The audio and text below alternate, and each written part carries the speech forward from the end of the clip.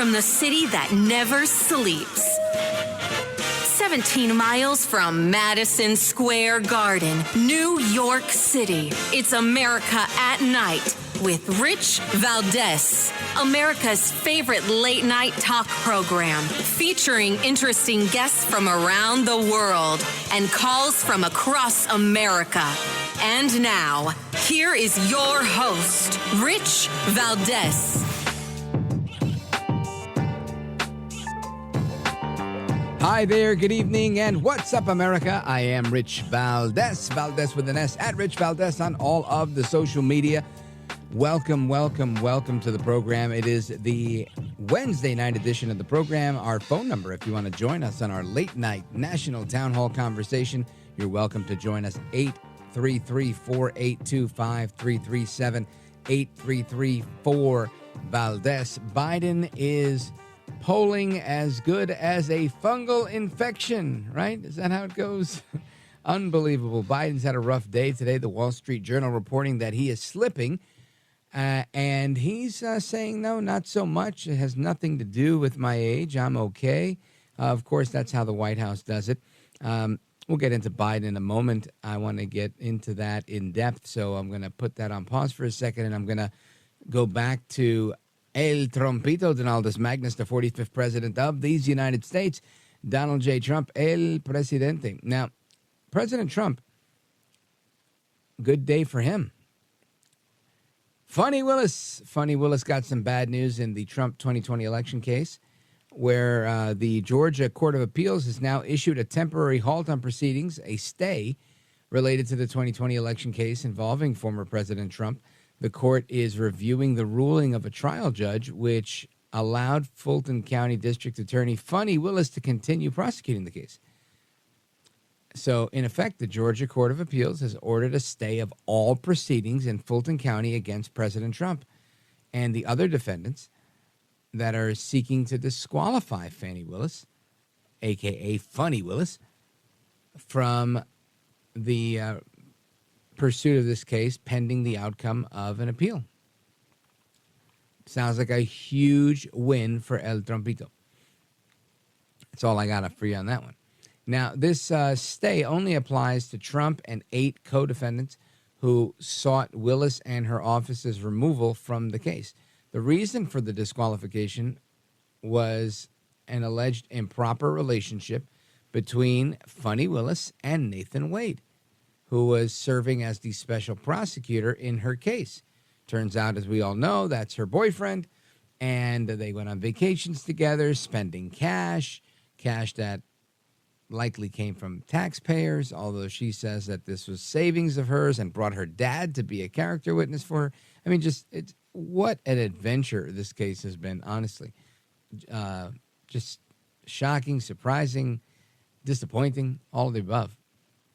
Anyway, the appeals court panel was made up of 3 judges, and it's going to commence hearing arguments in the disqualification bid on October 4th. The hearing's part of the August term, and a decision on the matter will have to be rendered by March 14th of 2025. The case adds to the counting controversy surrounding the 2020 presidential election. These particular allegations of election fraud and impropriety in the election results have caused widespread concern amongst the American public and resulted in ongoing legal challenges in several states. Appeals such as this one show that the legal process continues to work despite the issues. This is in RVM News, and that's the big story on Funny Willis. Now, there's more, of course.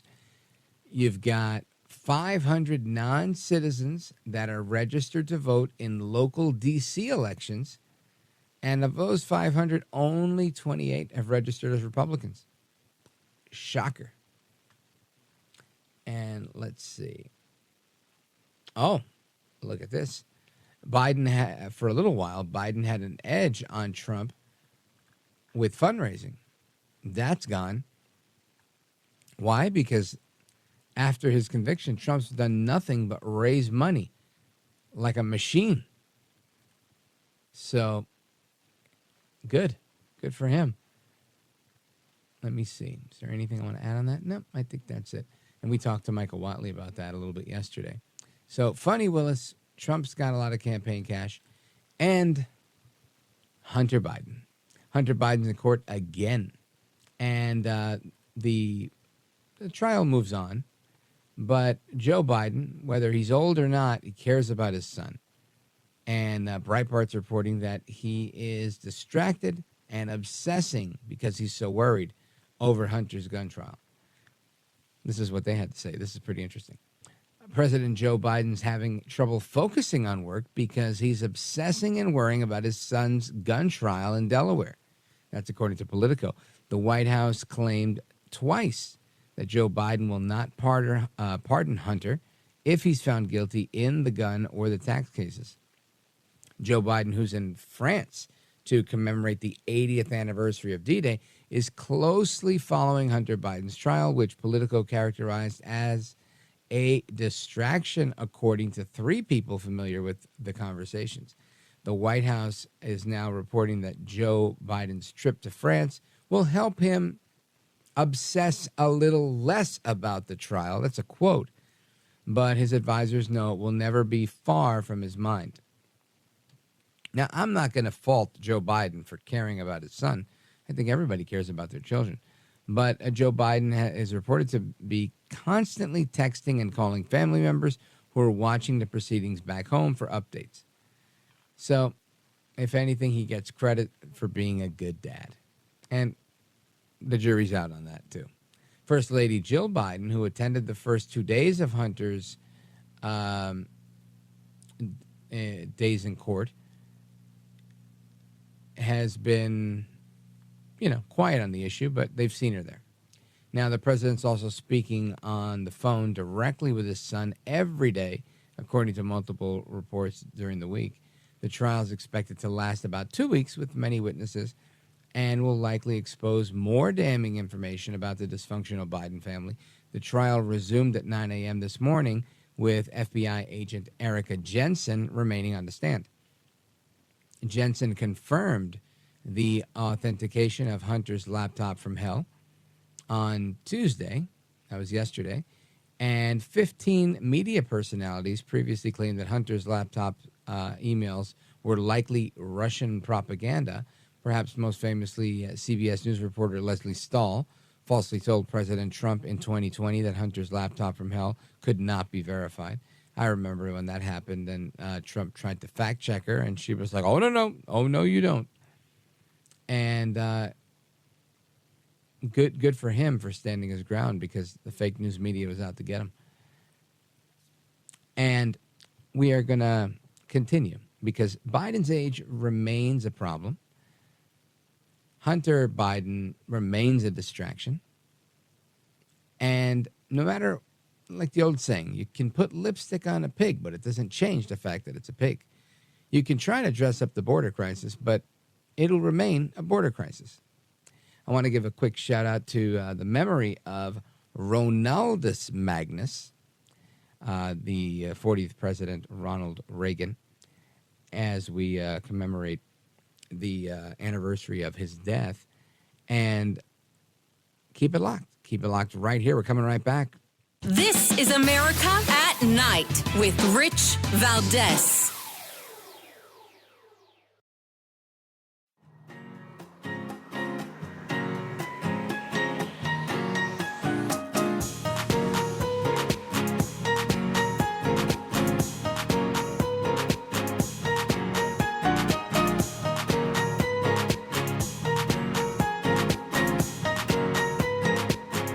Congratulations on just an amazing show.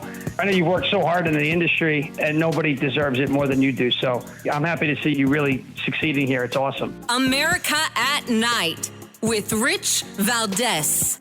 And I think that we have to lean in as Democrats to an inclusive vision of immigration. And we really have to continue to point out all the differences that we have with Donald Trump, who is xenophobic, racist, has said terrible things about immigrants. I know that is not who President Biden is, but using the same tools that Donald Trump used is actually a big problem for Democrats to be able to continue to show those differences and keep our base with us.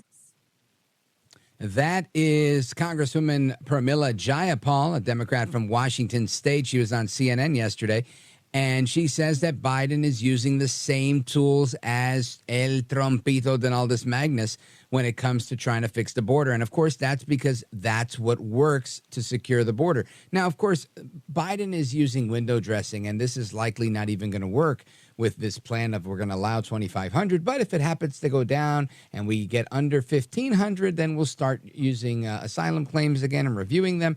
And it's really a convoluted mess that's really just, in my opinion, something that even Jen Psaki, silent P, of course, says that this will ultimately be something that just had to be done before Election Day. But I want to get the scoop from somebody who understands this really well, because there's a lot going on in Washington. And while Pramila Jayapal is saying that these are the same tools Trump used, I want to get the perspective of Congresswoman Erin Houchin. She's a Republican from Indiana's 9th District, and she's our guest. Congresswoman, welcome.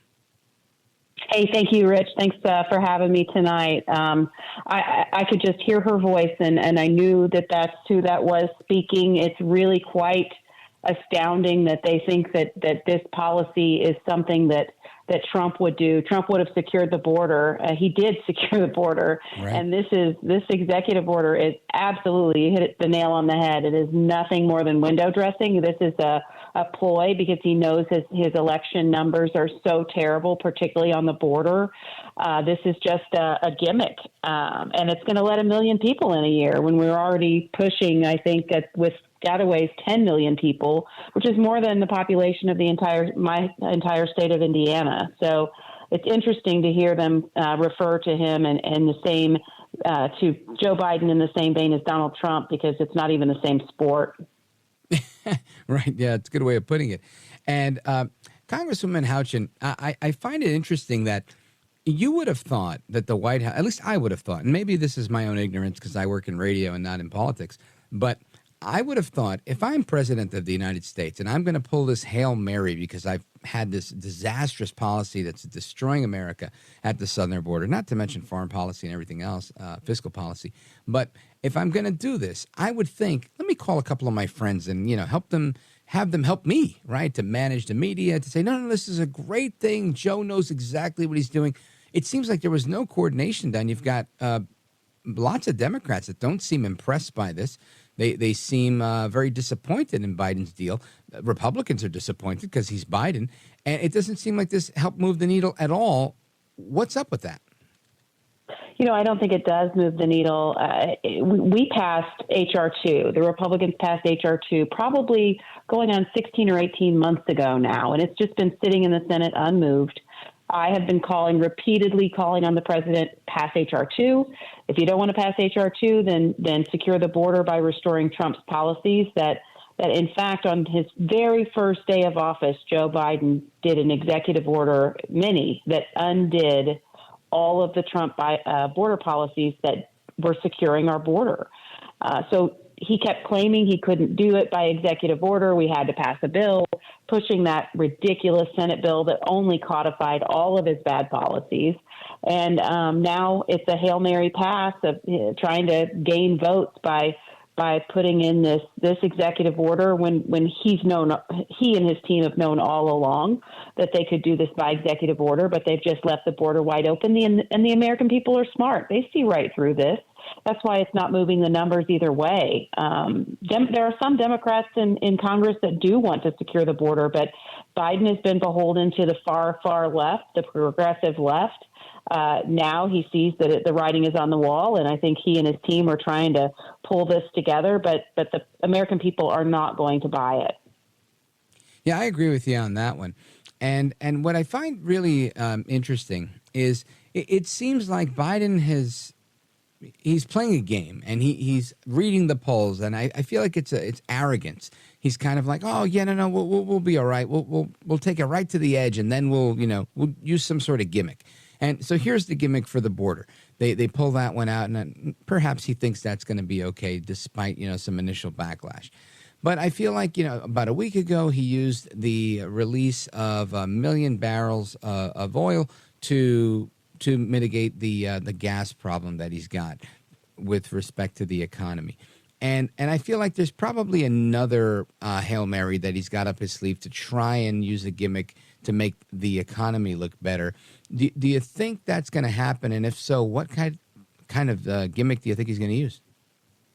Well, we've already seen him use the student loan bailout. That's a gimmick to get young voters to vote for him. And we've already seen him, retool that even after the Supreme Court said it was unconstitutional to do. They've just rewritten it and changed it a little bit and are pushing forward with that. Even though the federal application for free student aid rollout has been a disaster, and literally millions of students are suffering from the Department of Education under his watch, focusing only on the student loan bailout and not making that process more simple. So that was one. You've got the oil reserves, and now this border issue. It's political pandering, and it has really no substance. This is just designed to give the illusion that he's taking action, but there is no substance behind it. This is just a codification of a continuation of Biden's bad policies. But Rich, I think he was backed into a corner when last week Mayorkas came out and said that there were migrants that were taking advantage of the asylum system. And we have known this for months, that they're taking advantage of, they're claiming asylum when it's not an asylum claim. They are paroled into the country. They are given a court date well into the future that they're not likely to show up for. And on top of that, the worst part about it is the 100,000 children that the Biden administration has lost. When 1,400 children were lost under the Trump administration, the Democrats were losing their minds. This president has lost 100,000 migrant children under his watch, and that's just a tragedy. And it's because the DHS is not they're not tracking them once they release them to whatever address they have when they cross the border unaccompanied. They just turn them loose and they claim they have no jurisdiction over those kids. And it's a crisis. It is an absolute crisis. This window dressing is not going to do anything to truly address the problem. The American people know that. It's why they favor Donald Trump and bringing him back to restore sanity at the southern border. Folks, we're on with Congresswoman Erin Houchin, Republican from Indiana's 9th District. And we're about to take a quick pause, but when we come back, I want to get your take on this Wall Street Journal article titled, "Behind Closed Doors, Biden Shows Signs of Slipping." Participants in meetings said the 81-year-old president performed poorly at times. The White House said that Biden is sharp and his critics are playing partisan politics. I also want to get your take on the Hunter Biden case. It seems to be again, another one that seems to be window dressing, in my opinion, where they're going to say, well, look, they even took the president's son to court and prosecuted him for X, Y, and Z, whereas I think some of the more egregious crimes have yet to really materialize in a court. So, Congresswoman, stick with me. We're coming right back, folks, with our guest, Congresswoman Erin Houchin from the 9th District of Indiana. Don't go anywhere. And after that, your calls, 833-4825-337, 833-4-VALDEZ. Don't go anywhere. Coming right back with Representative Erin Houchin.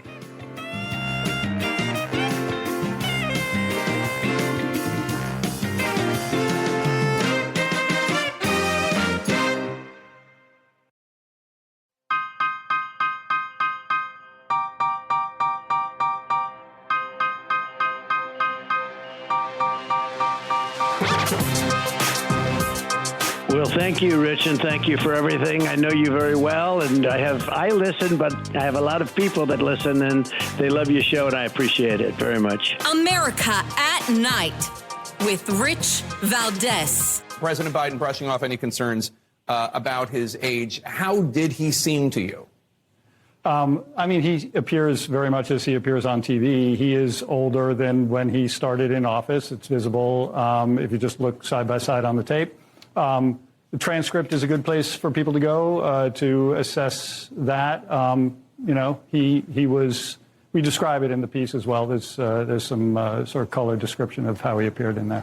When it came up, did you get the sense that he takes the concerns about his age from, according to polls, a majority of the American people, including Democrats, seriously? Yeah, he didn't pause when we asked him about it. He came back pretty fast. I think, to some degree, that may be a stock answer. I didn't get the sense that he was troubled by it. That is Massimo Calabresi from Time Magazine on CNN having a discussion with Jake Tapper about his piece on Biden and Biden's age, and saying that Biden appears very much as he appears on TV, older than when he started in office. Our guest is Congresswoman Erin Houchin from Indiana's 9th District. Congresswoman, when you hear this report and when you hear Joe Biden and the stumbling that he has and the latest talks about fungal infections and all the crazy things that come out of this White House, it's just striking to me for anybody to think that Joe Biden's more spry or more virile now than he's ever been. No, and he's certainly not. And we can see that just as the American people can see that anytime he appears on TV, that disastrous press conference after the deposition information came out about how he struggled there. What was interesting in that clip that you played, though, is that the reporter wouldn't say much more than you can look at the transcript. And in, right. I think in several instances, it describes the president as and his remarks as unintelligible. So he's clearly in decline. Nobody can deny that. I think that's why you see movement. And my colleague, Ronnie Jackson, former White House physician, has been sounding the alarm bells on this for many months. I think he's written 5 or 6 letters to the president asking him to submit to a mental acuity test, which those have just been ignored. But the reality is, if they keep Joe Biden on the ballot and stick with him through November, voting for Joe Biden is a vote for Kamala Harris to be president, and she's way less popular even than he is. Yeah. He's going to be the oldest person to be president. He's not going to be Benjamin Button. He's not aging backwards. He is not fit for another 4 years in office, and people see that. Contrast that with Donald Trump, who's has a lot of energy. He is truly very sharp. One thing about the Democrats is they go on full court press together. So after that disastrous press conference, you heard the words, he is sharp, he is good, from just about on every news outlet, from every Democrat, from sea to shining sea. And people are smarter than that. They see that he can't do the job and that he's probably not really in charge. It's probably more like 17 people in a room in the Oval Office making these decisions, and certainly not. He is not fit to be commander-in-chief. I agree with that. Again, folks, our guest, Congresswoman Erin Houchin from Indiana's 9th District. Now, Congresswoman, I agree that Joe Biden seems to be in decline, and on top of that, he seems to be a very I'm going to describe him as an arrogant retail politician that just relies on a lot of muscle memory. I think he could wake up in the middle of the night and not know what he's doing, but flash a grin and give a canned political response, because that's what happens when you spend 50 years in Washington, D.C. And so much of that comes across why he says things like, because Putin, and he's really talking about Xi. And he confuses world leaders because it's just same old for him. And I see it, and I think it's very evident to those that are observing. But when we look at the actual fallout from this, there's a lot, in my opinion. I think we are in a position where we really need somebody who not only understands the issues, but can be sharp and quick on their feet and in responding to the issues that are facing us. You've seen these miscalculations from the Biden administration, like his foreign policy disasters. You pick whichever one. I think they're all disastrous.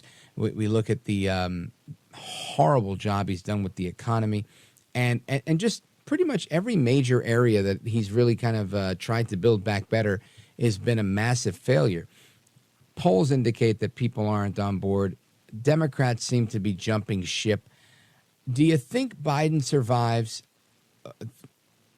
to Election Day? And I don't mean does he drop dead, God forbid, but I'm saying, do you think there's going to be any type of switcheroo at the convention, or is it too late for that? I do think they're probably planning a switcheroo. they moved the debate, the alleged debate, I should say, up earlier. And I do wonder if that's not an effort to say, oh, well, you know what? Maybe you're right. Maybe we need someone different, and to pop someone different in their convention, which they can do with superdelegates. I mean, you see Biden harken back sometimes to 1996. So you're right. It is a lot of muscle memory. When he did the State of the Union, it was just. I hate to say this about the president, Rich, but he was just angry, yelling at us to get off his lawn. It was really, really aggressively angry, and he took the bait from your colleague Marjorie Taylor Greene. He did. Marjorie Taylor Greene. He absolutely did. He walked right into that. And he pronounced Laken Riley's name wrong, and I mean it was a pretty big disaster in my view, but the Democrats still stuck by him and said how great he was. And the media, followed suit with that. The foreign policy issue, Biden was quoted recently as saying that, world leaders will, when he's together with them, will stop him and say, please don't let Donald Trump win. Well, no wonder, because Biden is the weakest president we've ever had on foreign policy. We're loving this, sir. We're loving this. Don't let him win. Right. Donald Trump, they know, will be a strong leader and will be an America first president. And the leaders around the world know what that means. If Donald Trump were the president, Putin wouldn't have invaded Ukraine. We would not have had the horrible tragedy in Israel, the disastrous withdrawal from Afghanistan, and of course, China gaining strength in the Indo-Pacific.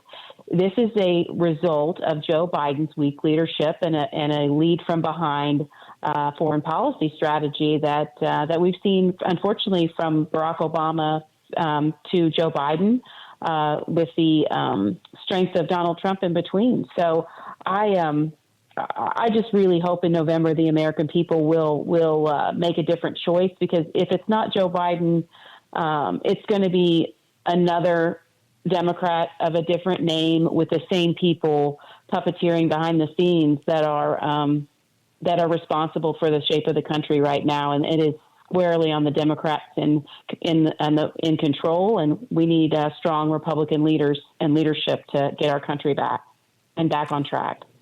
Yeah, I agree with that. Congresswoman, Erin Houchin, Republican from Indiana's 9th District. Let the audience know how they can keep up to speed with the work that you're doing.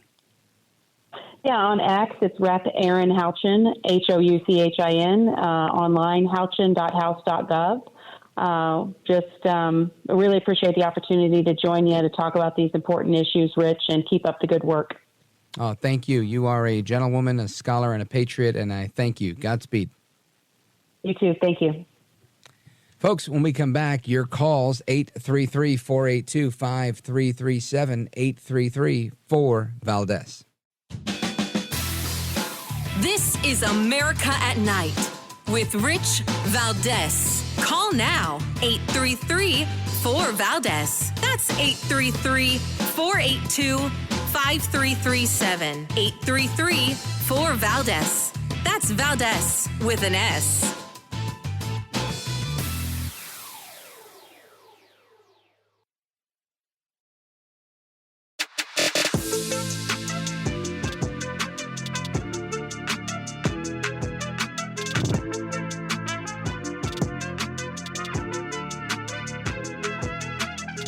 Now, 833-4-VALDEZ. That's 833-482-5337, 833-4-VALDEZ. That's Valdez with an S.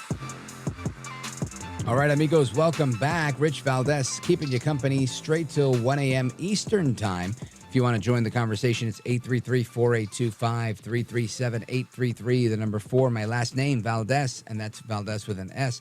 I want to bring you back in time a little bit to, I don't know, a week ago, 10 days ago, where I played you a clip from Bill Malugin, reporter from the Fox News Channel, who was in, I believe at that time he was in San Diego, and interviewing people that were coming across the border illegally, and interviews them just as, hey, what's, where are you coming from? What's your story? And not a single one of them was from Mexico.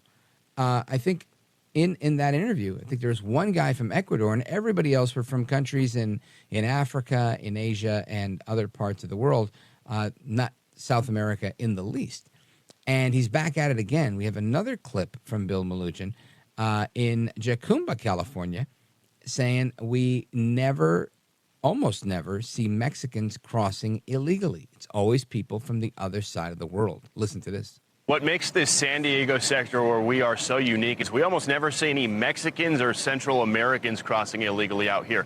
It's always people coming from the other side of the world. Case in point, take a look at this video we shot last night. We were out here as President Biden's executive order was taking effect around sunset local time. Came across this group of predominantly Chinese and Vietnamese nationals being arrested by Border Patrol after crossing illegally. They were simply processed as this executive order was taking effect. It's been business as usual out here. Haven't really seen any big change one way or the other. We'll show you what we saw earlier in the afternoon. Take a look at this video, Harris. This was a bunch of guys from the Middle East crossing illegally in a much bigger group. Several of them, those special interest aliens, meaning they are coming from countries that have potential national security or terror concerns, and they're supposed to get additional DHS vetting. We caught up with several guys from Egypt, Jordan, and Turkey. Take a listen. Jordan. Yeah. Why'd you come to Egypt? Why'd you come to America? For a job. For a job? Yeah. You know it's illegal to cross the border like this, right? Yeah. You don't care? Yes, I'm okay. Hi, guys. Where are you guys from? Egypt. What country? Egypt? Egypt. Where are you from? What country? I am from Turkey. Turkey? Yeah. All Turkey? Yeah. I love you. Where are you from? From Egypt. Egypt. Okay. Egypt. And Harris, you heard that Jordanian man there tell me he's not here for asylum. He came here to work. He knows he did it illegally, and he doesn't care that he broke the law. There's not a fear of consequences. Well, to that point, we just got some new data leaked to us from our CBP contacts, which shows that here in this San Diego sector, since October 1st, the current release rate for illegal immigrants here is 78%. That means almost 8 out of 10 people crossing illegally in this sector are released into the United States. Again, that's a report from Bill Mnuchin from the Fox News Channel. And what's interesting there is, he's referencing the severity of what's going on. And I say severity not because of where they're coming from. And he pointed out that they have these more serious national security implications the countries they're coming from, but more so how everybody knows. Literally on the other side of the world, people know you can come to the United States. Don't worry about it. Don't sweat it. Nothing's going to happen. No one's going to stop you getting in. You can get into the country. Just tell them, I love America, right? That's what the guy said, and I hope he does. I don't think these guys are necessarily bad guys per se. I think that the word is out, and they're like, look, give some cartel guy $6, $7, $8 and we'll get you into the country. And it's business as usual for the cartels and the coyotes, and it's an open border, an absolute free-for-all for the United States. And that's the part that really, I think, is harmful to the country for many obvious reasons.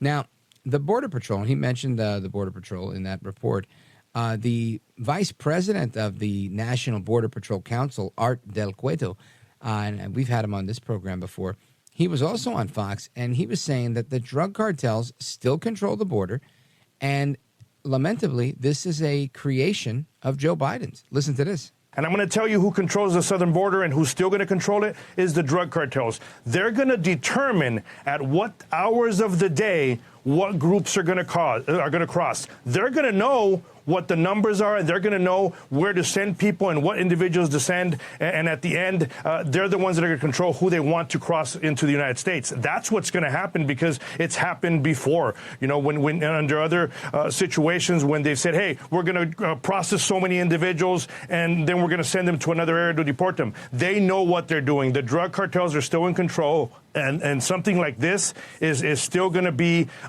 in the hands of the drug cartels, unfortunately. And it's a situation that this administration created. They created this years ago, and now they're barely addressing it. And even then, this executive order could have gone further, but they chose not to do that. They just want to do enough. That way they make it to that finish line of the elections. I can't disagree with him. I can't.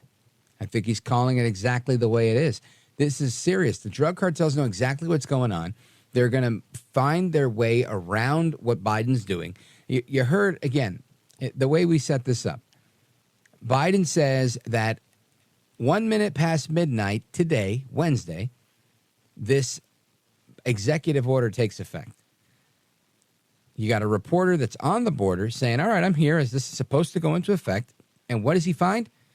Guys from Jordan, from Turkey, from Egypt, amongst other places. Did the Biden executive order work at 12:01 midnight? No. In fact, we have the proof. It's laughable to me that you would think if you've got a big network like Fox there, maybe we should send some Border Patrol guys there. Maybe we should make this a little bit more of a show so that, maybe the Fox guys could go back and say, look, we were here and Biden wasn't playing. He's kicking butt. He's taking names. They shut this border down. It's tight as a drum around here. You just can't get in. No, that's not the story. The story is, no, we've got people coming in from the other side of the world. Then we've got Art Del Cueto saying, yeah, look, it's a minute past midnight and Biden's executive order is in full effect. And what do we have? We have the drug cartels that are still in charge, and they're just figuring out what's the best time to cross, because that's all this is an inconvenience to them. It's not a deterrent. What are you going to do? Now you got Democrats. You've got Democrats in Congress that are dissatisfied with the executive order because they don't think it does anything.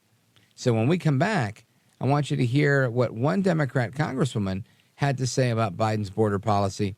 Trust me, not very impressive. Don't go anywhere. I'm Rich Valdez. This is America at Night with Rich Valdez.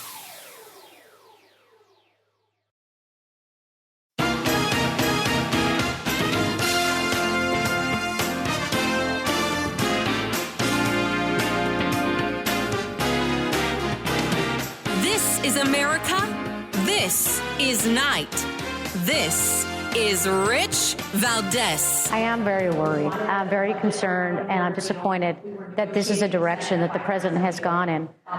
What effectively it is we're talking about turning people away at the southern border so that they don't have a right to apply for asylum when they hit certain numbers. It's 2,500. If you take a look at when the last time the number was below 2,500, it's been a very long time. And if you implemented this at the beginning of the Biden presidency, you would have had a border effectively shut down for the purposes of asylum almost all but a month or two.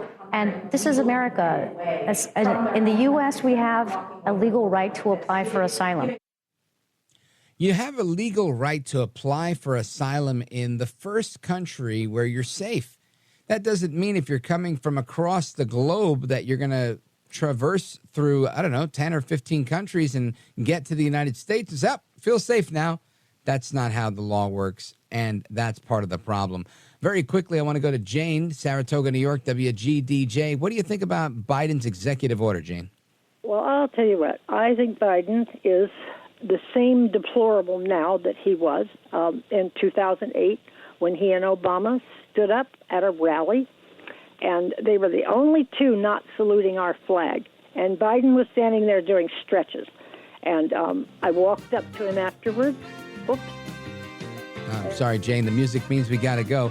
But birds of a feather flock together, and you're right. It takes a lot to change one's stripes. Thanks, Jane, for the call. I appreciate it. Folks, we're coming back with Josh Hammer scheduled to join us, senior editor at Newsweek. We're going to talk about the Hunter Biden trial, and we've got a lot more coming up, including some deep-sea diver stories. Don't go anywhere. I'm Rich Valdez.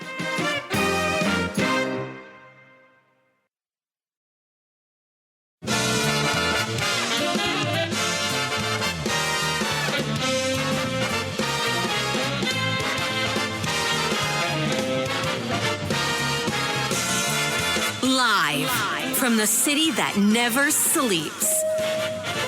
17 miles from Madison Square Garden, New York City. It's America at Night with Rich Valdez, America's favorite late night talk program, featuring interesting guests from around the world and calls from across America. And now, here is your host, Rich Valdez. Hi there, good evening, and what's up, America? I am Rich Valdez, Valdez with an S, at Rich Valdez on all of the social media, your liberty-loving Latino amigo, here with you till 1 a.m. Eastern Time. Our phone number, if you want to join us on our late-night national town hall conversation, give us a call, 833-482-5337, 833-4-Valdez. And as we discussed briefly in the last hour, the appeals court in Georgia has issued a stay on all proceedings in Fulton County against El Trompito Donaldus Magnus, the 45th president of these United States, El Presidente. And that's good news. At least for now, it's good news, because this woman, this embattled district attorney, Funny Willis, as I like to call her, she's had a field day trying to embarrass President Trump with RICO charges and, bring, I'd say, probably the most egregious of these lawfare cases against him, or maybe just as egregious as some of the New York cases. And it's backfiring spectacularly, and I couldn't enjoy it any more than I am right now. So that's the update on Funny Willis, and we'll get into a little bit more on her a little bit later.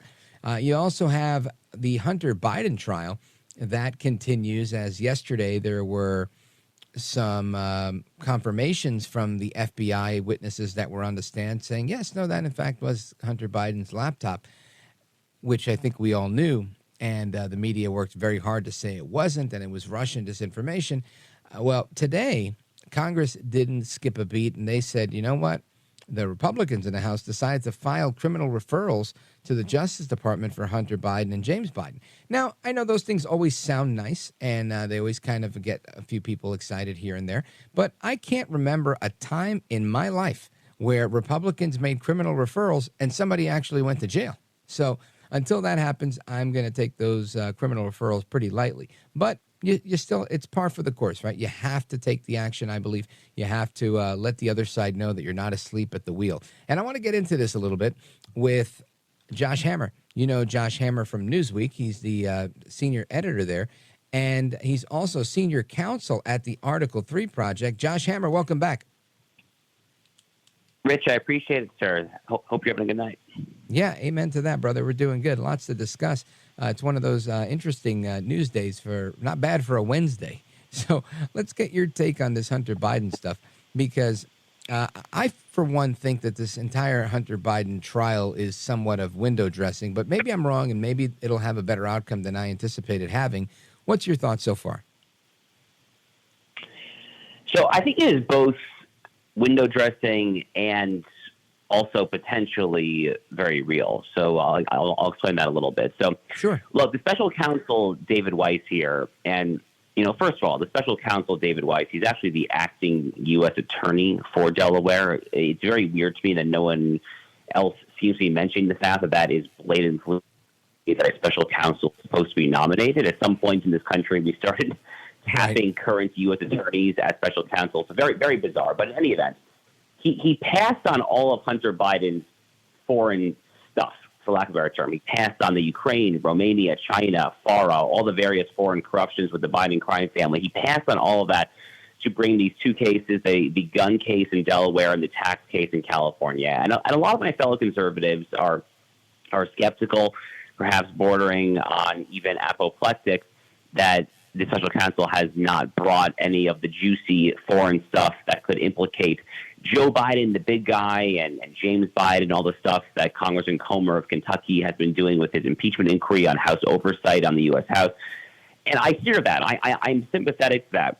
At the same time, the reason why I actually do think that this gun trial is a big deal is for the very simple reason that Hunter Biden is absolutely dead to rights guilty on these actual crimes. So these are 3 federal gun indictments, roughly 18 U.S. Code 922, 923, essentially that he was a crack cocaine addict, that he was addicted to a controlled substance at the time that he purchased a firearm, at the time that he transported that firearm, that he lied on his ATF background check form. And, Rich, the reason that we know that Hunter Biden is dead to rights and that he is guilty as can be when it comes to these crimes is because he literally admitted it. He literally admitted it in his memoir, Beautiful Things, that came out in 2021. I don't know what the heck his lawyer was thinking, his agent, the people around him, but they played that. They played as evidence at trial this week already, the prosecution did, Hunter Biden himself reading his own audiobook recording, talking about the fact that he was addicted to crack cocaine at this time. So that's all a large kind of wind up to this, which is the fact that Hunter Biden is so guilty, we should be expecting nothing less than jail time. And if there is something that is not jail time, then we will know that the system stinks. So I think that the Hunter Biden trial is a really, really good final, last, dying grasp of America's criminal justice system. And if they want half the country to not view it as just a rotting, fetid, stinking, and corrupt mess, then we're going to have to see a prison sentence here, not just a guilty verdict.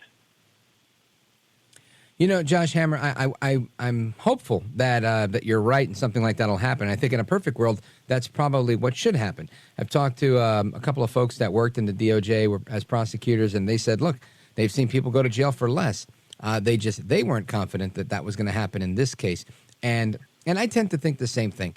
I don't know if maybe the more meaty cases are the FARA violations and whatever that is down the pipe for Hunter Biden. But this one, it just seems to me that the fix is in. And I think you called it on the way in with David Weiss being there, being all things to everyone. He's in charge of everything.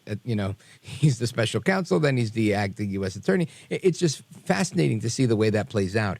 Now, do you feel that this trial is going to last a full 2 weeks, or do you think they wrap up early? And do you think it is something more than probation? Well, look, like I said, if it is anything less than prison, then we should all be upset. Now, having said that, I'm not predicting that Hunter Biden goes to prison. There are some people on social, Rich, I probably should say, there are some people in social media who I saw in my Twitter mentions, I guess you would say, who were speculating that there actually is a possibility that the DNC, the Democratic Party, the ruling regime in general, that they might actually try to toss Hunter Biden to the wolves and toss him out there as a sacrificial lamb, just to try to give those of us on the right something of a false hope that the system is still legitimate, basically just trying to kind of egg us on even further. I'm sympathetic to that, but I think what that is missing is that the president, Joe Biden, is in his 80s. He obviously is not doing particularly well. We all saw this bombshell Wall Street Journal article talking about how he is totally losing it behind closed doors.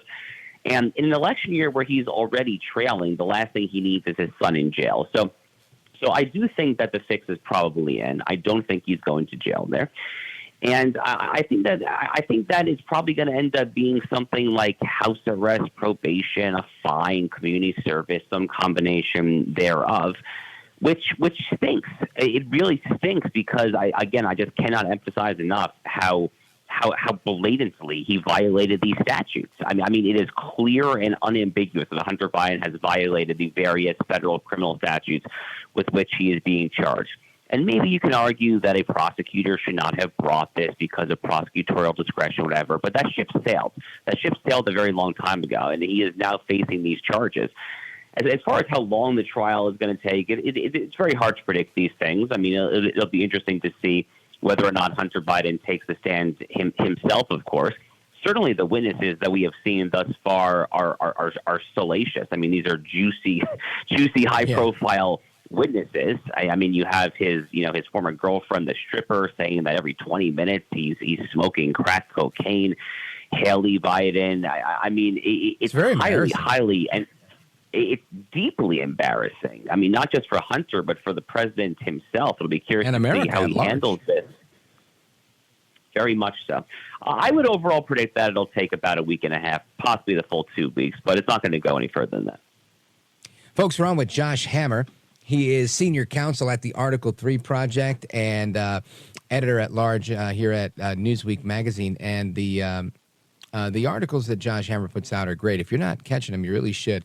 I recommend them highly at Newsweek.com. And coming back, I want to discuss an opinion piece that you've got, Josh, on the big story from yesterday, which was Biden's big immigration executive order, which we found out from reporters that were on the scene didn't do much of anything at 12:01 midnight this morning. So we're going to get your take on that and more straight ahead. Folks, don't go anywhere. We're coming right back with Josh Hammer.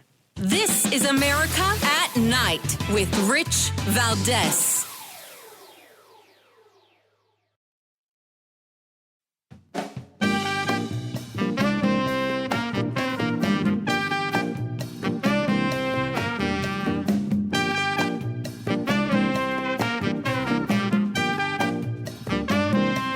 I want to listen to you, Rich, all the time. America at Night with Rich Valdez.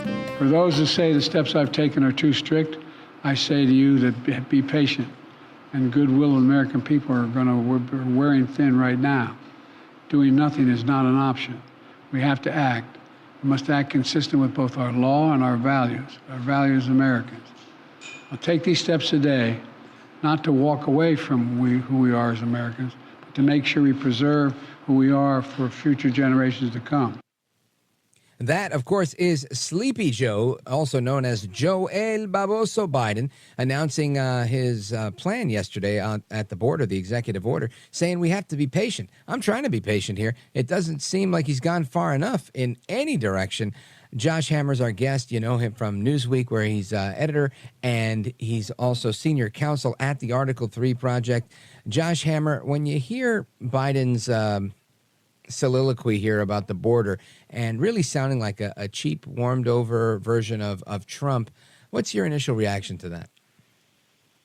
Well, my initial reaction is multifold. First is, if you are realizing now, in the summer of a presidential election year, that you suddenly magically have this presidential authority, why the heck were you not invoking this 2 or 3 years ago?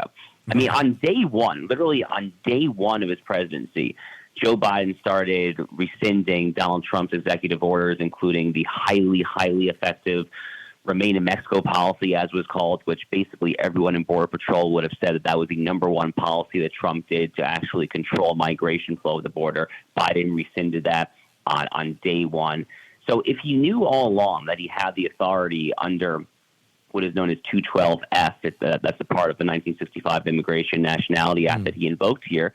If he knew that all along, why didn't he do it? And it's so hypocritical in addition to that point, because 212F happened to be the exact same provision that Donald Trump invoked when he did the infamous so-called travel ban, the Muslim ban that the media disingenuously referred to it as. That was actually based also on 212F. And the U.S. Supreme Court ended up upholding that. And in a case called Trump versus Hawaii, it was an excellent and correct decision by the Supreme Court during the Trump presidency. But that's the first point to make, is where the heck have you been, Joe Biden, if you thought all along that you had this power? The second point is, if you go back a few months ago, Rich, to the stink bomb, if you will, of the bipartisan Senate border bill that Chuck Schumer and James Lankford and others were pushing, I thought that it was, I argued at the time that it was an unnecessary bill because the president already had this authority. And What do you know? He talked a few months later, and he now says he has that authority. So what was the point of that whole song and dance, that whole dog and pony show that we did in the Senate a few months ago? Maybe he's been listening to the Josh Hammer podcast. Perhaps, but the final point here, and this is probably the most important of all, is this is just profoundly cynical election year politics, and it is so cynical because I don't actually think Joe Biden means a darn word he says when he gets up there. The ACLU has already filed a lawsuit against this policy. His team, I am positive, leaked the news of this days, maybe weeks in advance to liberal legal organizations like the ACLU, basically giving them ample time to file suit the second that this thing was announced. So I think that he did this with the expectation that the ACLU and groups like that would sue, and probably successfully, because they can forum shop and make sure they get in front of a liberal judge out in California or someplace like that. And that allows Joe Biden to give off the optics of, hey, look, I'm trying to secure the border, while he knows that it will actually never happen. So it's deeply, deeply cynical, disingenuous stuff all around, I think. Josh Hammer is with us. And Josh, I want to get your take, and I agree with you on the Biden stuff. I think it's incredibly hypocritical. I don't see how anyone who's paying attention buys it. I understand there's a lot of people that aren't paying attention, and they're busy working and raising their children and trying to avoid foreclosure and everything else they're doing in life. And they're like, oh, good, you're trying to fix the border thing? Super, love that. But I think most Americans don't care, and I'd love to see a poll on that. But speaking of polls, Trump seems to be continuing to do well in the polls. There's a couple of polls out that showed him either up by 2 points or up by 6 points following the guilty verdict, excuse me. And what I thought was interesting there, and not up by that, but that these polls had moved a little bit in 2% and 6% intervals with respect to people saying, I'm not going to vote for him now. But for the most part, it seems unmoved. What's your take on the Trump guilty verdict, and where does that go from here? So, I mean, the verdict itself is obviously an outrageous travesty of justice, the likes of which I have never seen, maybe ever, in my entire time following law. I mean, you'd be very hard-pressed to find something quite like this. I mean, it would take me a half hour to an hour to unpack all the various reasons that this trial was an absolute sham, Stalinist trial. But I'll spare the audience that. You have a very well-informed audience, of course, Rich. But on the politics of it here, I have always been of the opinion that it's not going to make a huge difference. And the reason I say that is because Donald Trump and Joe Biden both have 99.9% name ID. They are highly recognizable figures. They are both former or current presidents of the United States. Donald Trump himself, whatever you may think of him, whether you love him, hate him, or something in between, I think we can all recognize that, he's not exactly, a daily mass attending, pious religious figure. He obviously has a checkered and colorful history when it comes to his love life and romantic relations and all that. I mean, this is the guy who had the Billy Bush grab him by the you-know-what video drop about a month before the election in 2016. and survive it. And it didn't seem to harm him at all. So the idea that hush money to a porn star is somehow going to make people run away from Trump at this point, I think that notion was always utterly insane.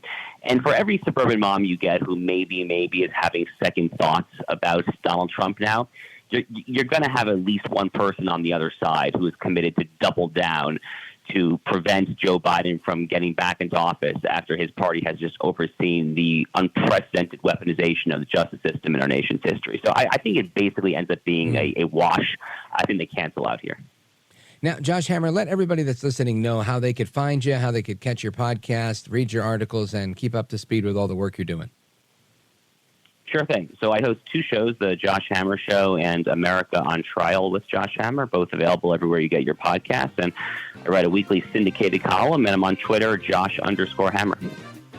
All right, folks, follow him, listen to him, and read his stuff. Josh Hammer, you're a gentleman, a scholar, and a patriot. I want to thank you for being with us tonight. Always a pleasure. Thank you. You bet. All right, folks, we're coming right back. We're going to discuss deep sea diving and underwater rescues. Yep, you heard that right. Don't go anywhere. I'm Rich Valdez.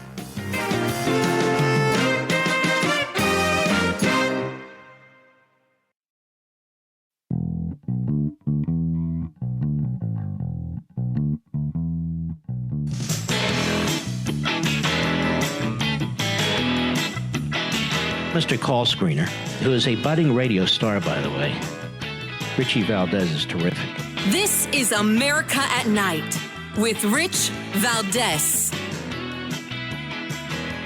All right, America, welcome back, amigos. We continue our discussion tonight, and I want to talk about something that I find to be really, really interesting, and that is the deep blue sea.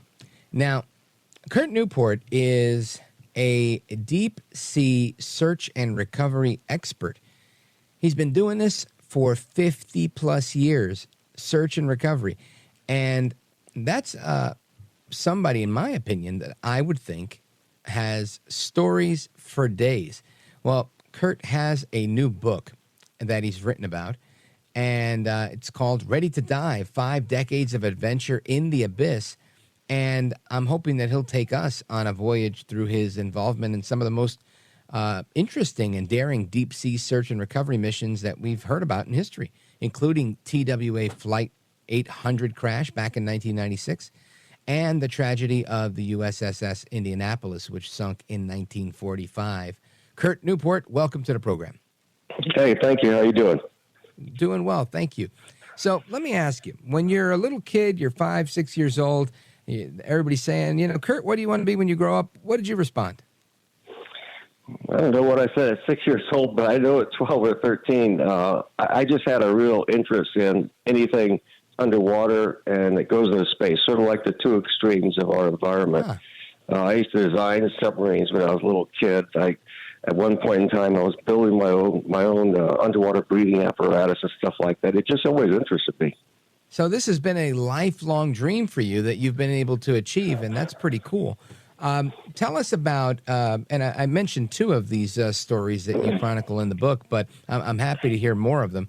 But let's talk about how you get into this. So you're a kid, you're designing your own scuba gear. How do you get from being 12 or 13 years old and having this dream to actually doing it?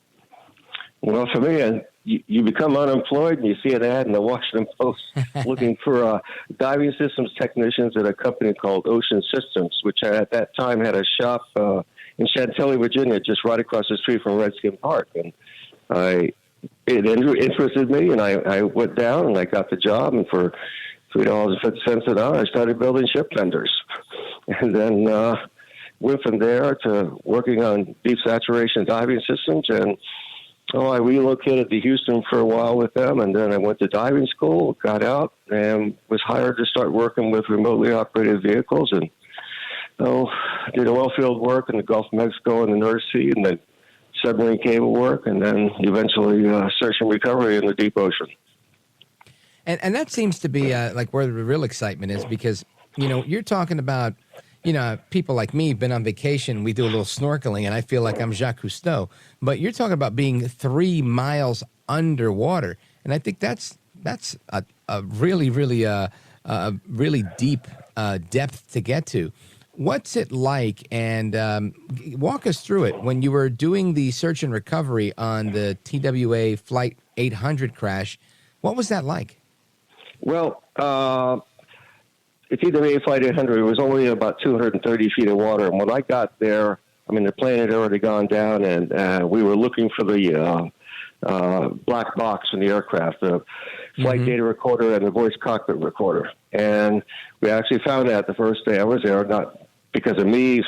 Actually, a Navy diver, I think, stepped on it with his boot, and we had an ROV down there, and he happened to see it, and they found both of those items, and that was it. But our main job in that operation was to recover the passengers and find evidence of what happened. And so most of our work involved, my job was to actually use a small ROV and fly it out from the ship and find deceased passengers. And I would sit there, and the divers would follow the umbilical down to the vehicle and recover the body. And we just did that over and over and over again.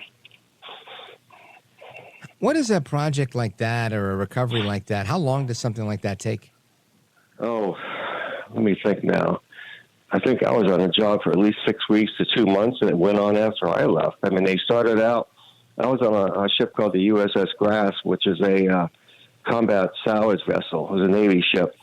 And we were just anchored or moored over this one big pile of wreckage. It was probably, 75 or 100 feet in diameter, and maybe went up about 15 or 20 feet into the wall, from the mudlight up into the water column. And we just sat there and worked through that pile and searched all around it, looking for evidence and for passengers. And then from there, I went to another ship. The name of it escapes me, working for another vehicle. And then we were out in another area looking for smaller pieces of wreckage. But it was very difficult work for the Navy divers. None of those guys were very young. The water was cold. It was dark.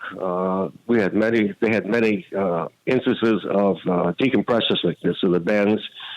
And it was, I think, emotionally a very traumatic event for the divers because they were the ones who had to actually handle the bodies and bring them back and that sort of thing. I mean, there was so much particulate matter from decomposing human remains in the water column. We had a hard time actually seeing anything. Wow. Folks, we're on with Curt Newport, deep sea search and recovery expert, learning about his new book, Ready to Dive, 5 Decades of Adventure in the Abyss. And we're hearing about some of his more memorable stories through his 5 decades underwater. And we're going to continue with him straight ahead. Don't go anywhere. This is America at Night with Rich Valdez. Call now, 833-4-VALDEZ. That's 833-482-5337. 833-4-VALDEZ. That's Valdez with an S.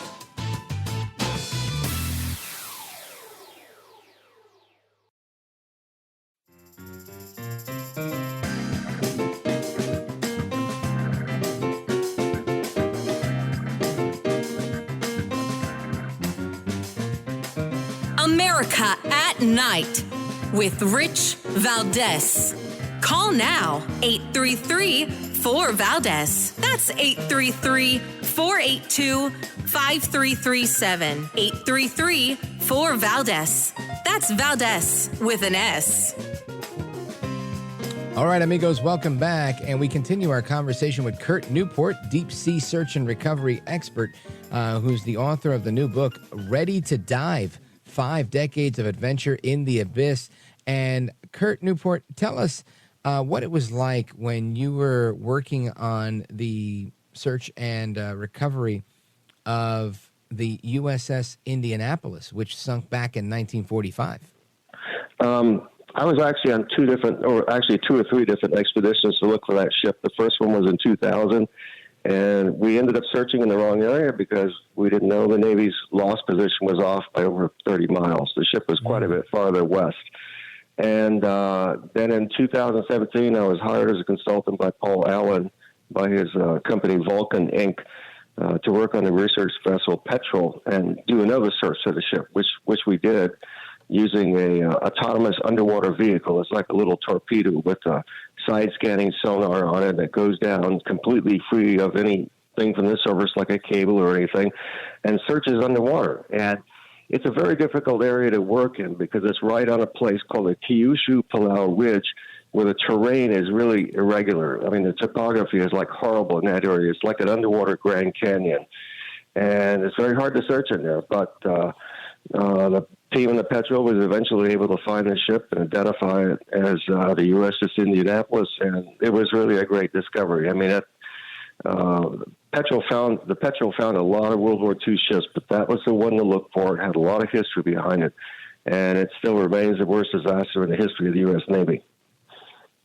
Wow. And was that just the first time you were there? What were the subsequent times like?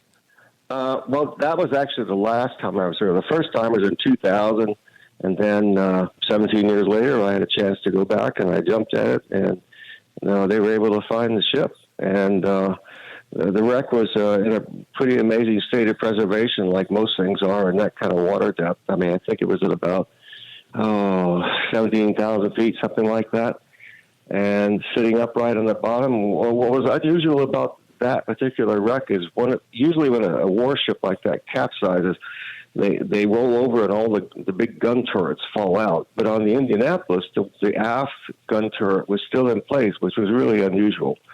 Because most people don't realize those big gun turrets you see on the old World War II battleships, they're really just held in by gravity. And when the ships roll over, they just fall out. Now, what was the most memorable, whether good or bad, the most memorable recovery or expedition that you've been on? It's got to be when we found Gus Grissom's Liberty Bell 7 Mercury spacecraft in 1999. I worked on that project for 14 years. Took a long time to get it funded, and nobody thought it could be done because we're talking about a 9-foot-tall object that's 6 feet in diameter in the bottom of the water and 16,000 feet of water. Everybody said, you'll never find it. It's too small. But we did find it. And we showed that, if you have enough money, you can find a lot of things underwater. And we found it. And then about a month after we found it, we recovered it. And it's been on display for 20 years in Kansas and has actually toured the world, in Europe as a traveling exhibition. What would you say is the real standout for that? Was it just the length of time that you spent on the project, or what you actually were able to recover? It was really the technical challenge of finding something that small and that kind of water depth. And what a lot of people don't realize, you can take even with GPS, you can go out in the middle of the ocean, drop something over the side.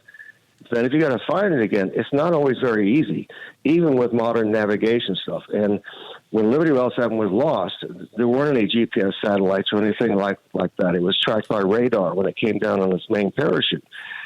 So I had most of my research was really figuring out exactly where to look for this thing. And I only had the money to search an area of 24 square miles, which out in the open ocean really isn't very much, using navigational data from 1961. So that was the main thing, was just finding it. If we found it, there's no question in my mind we could recover it, if it was in good enough condition to be recovered. And like I said before, anything in deep water generally is very well preserved. I mean, I dove on a shipwreck in the area in a Russian research submersible. We found newsprint inside a snuff box that was still readable, and this was over 200 years old.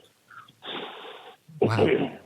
Now, Curt, I want you to let everybody listening know how they can find you and get a copy of the book. Well, the book is available on Amazon.com and is also available on the Purdue University website. I mean, it's published by Purdue University Press, and it's available on their website. And as far as reaching me, I am on LinkedIn, and I check it periodically. But that's where you can get the book. Those are the two best locations, and it might be in some bookstores as well. I don't really know at this time. It's only been out for about 3 weeks. Outstanding. Folks, again, our guest, Curt Newport, deep sea search and recovery expert. And we've got the book available at the Purdue University website, which is press.purdue.edu. And I want to thank you, Curt, for being with us. It's remarkable, honestly, the work that you've done in your 5 decades in this career. And Godspeed. Thank you very much. It's been my pleasure. You bet. All right, your calls and more coming up straight ahead. Don't go anywhere. This is America at Night with Rich Valdez. Call now, 833-4-VALDEZ. That's 833-482-5337. 833-4-VALDEZ. That's Valdez with an S.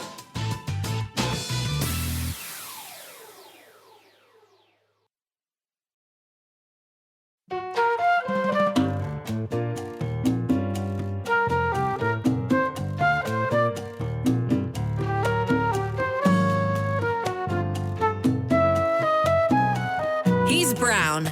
He's bald, and he's breaking it down. It's America at Night with Rich Valdez. Call now, 833-4-VALDEZ. That's 833-482-5337. 833-4-VALDEZ. That's Valdez with an S. All right, amigos, welcome back. And we continue with your calls and more. 833-482-5337. 833-4-VALDEZ.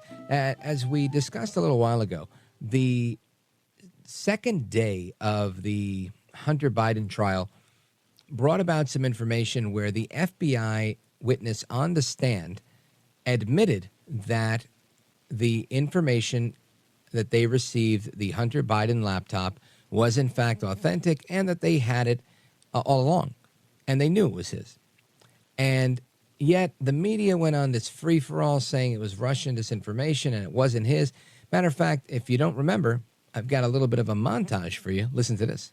You mean the laptop is now another Russia hoax? That's exactly what. Is this that's where you're exactly going? what. This is. Was that your laptop? For real, I don't know. I know, but you know that's this. I really don't know. Okay. The answer is. You That's don't the know truthful yes answer. or no if the laptop I don't have was any yours. idea. I have no idea. So whether or could not. have been yours. Of course, certainly. There could be a laptop out there that was stolen from me. There could be that I was hacked. It could be that it was Russian intelligence. It could be that it was stolen from me. Did you leave a laptop with a repairman in Wilmington? Not that you remember. No. But whether or not somebody has my laptop, whether or not I was hacked, whether or not there exists a laptop at all, I truly don't know. Are you missing a laptop? Not that I know of. Nothing. This guy, not that I know of anything. The apple does not fall far from the Joel Baboso Biden tree. Anyway, so now we know that whole thing was a fake, phony fraud. And again, I'll give him the benefit of the doubt, saying he's had a very sordid, sordid past. And I'll give him the benefit of the doubt, saying maybe he was high, maybe he was under the influence of substance while he was dealing with substance abuse issues, and he honestly may not remember what happened. Granted. But the FBI knew, Joe Biden knew, and those infinite number of intelligence professionals, they knew too, I bet. Yet everybody wanted to stick with the lie that, we don't know what that is. That's Trump made it up. Russia, another hoax, like he said. Couldn't have been more right, El Trumpito. Another win for El Trumpito. I want to get your thoughts on this. Where do we go? Let's go to Boise, Idaho, KBOI. Check in with Paul. Paul, go right ahead. Good evening, Rich. Hey.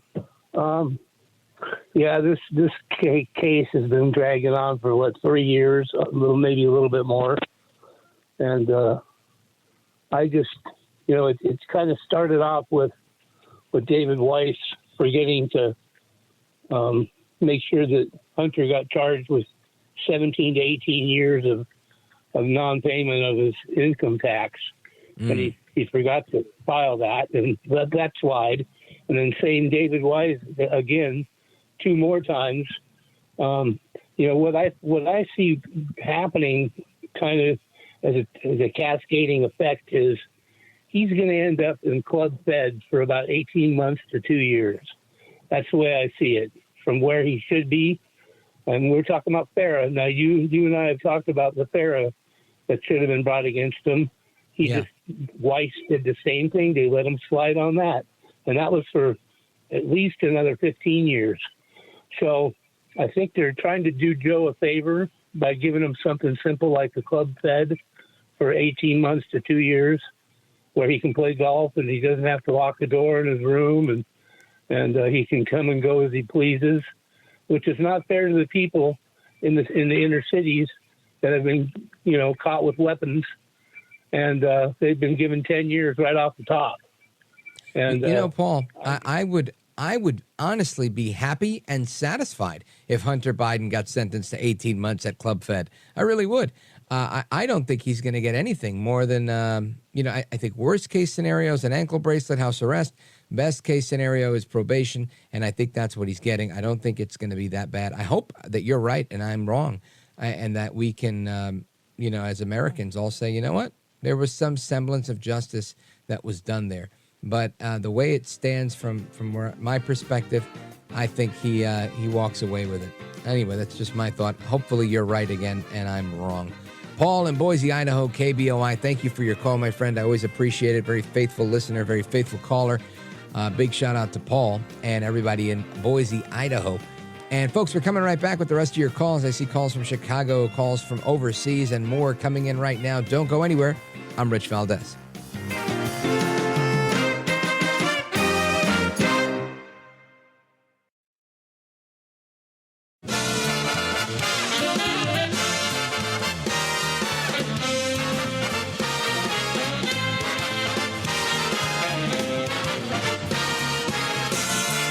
Live from the city that never sleeps. 17 miles from Madison Square Garden, New York City. It's America at Night with Rich Valdez, America's favorite late night talk program, featuring interesting guests from around the world and calls from across America. And now, here is your host, Rich Valdez.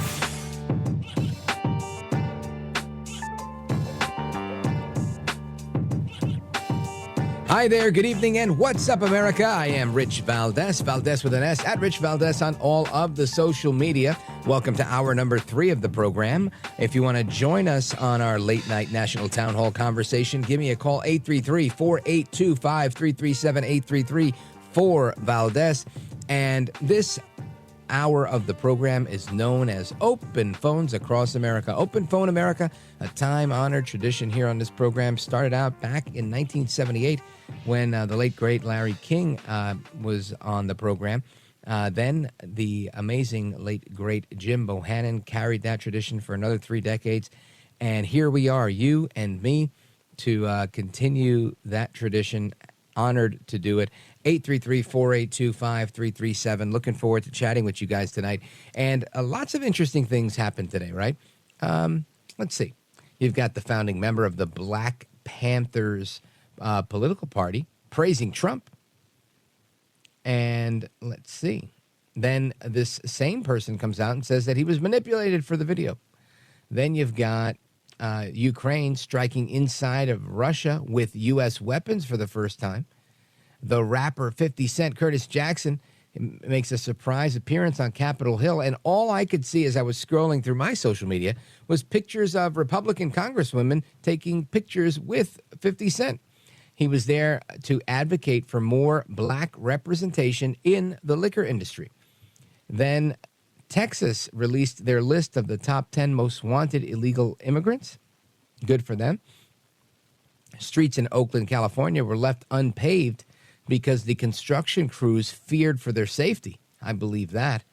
And survey finds that older patrons are more reliable tippers.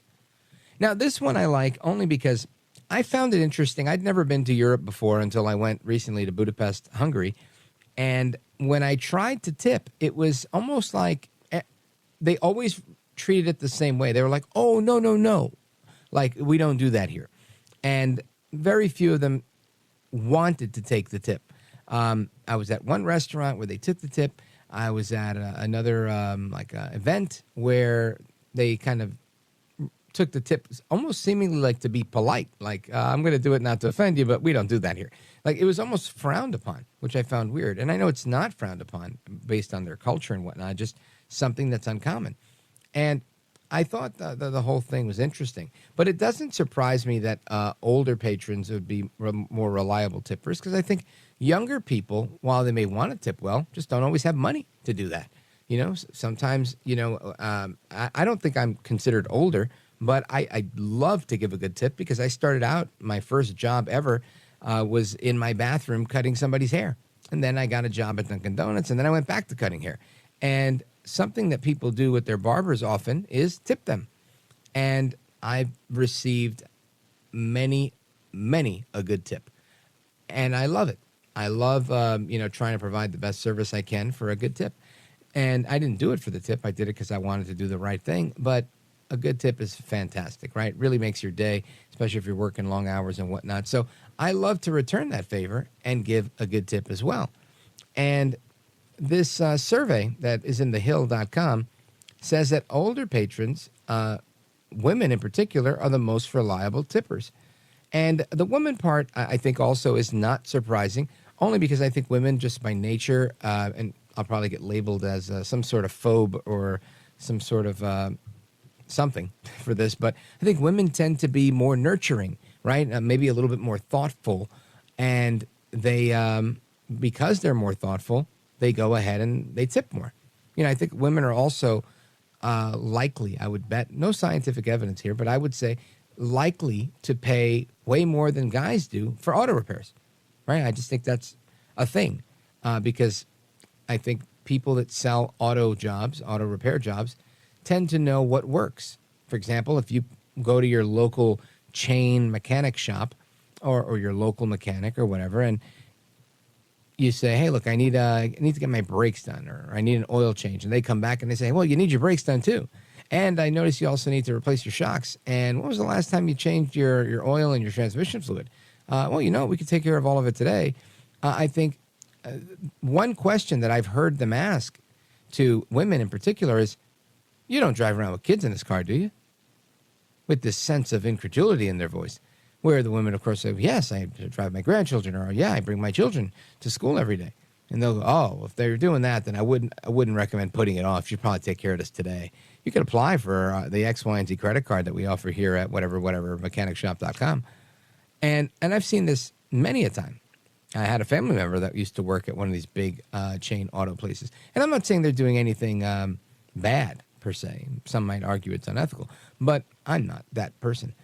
I am saying that I think women, because of the nurturing aspect of their humanity, oftentimes will say, yeah, better safe than sorry, let's go for it. And the same way they're like, oh, these people are working hard, making $2, $3, $4, $5 an hour. Let me give them a good tip.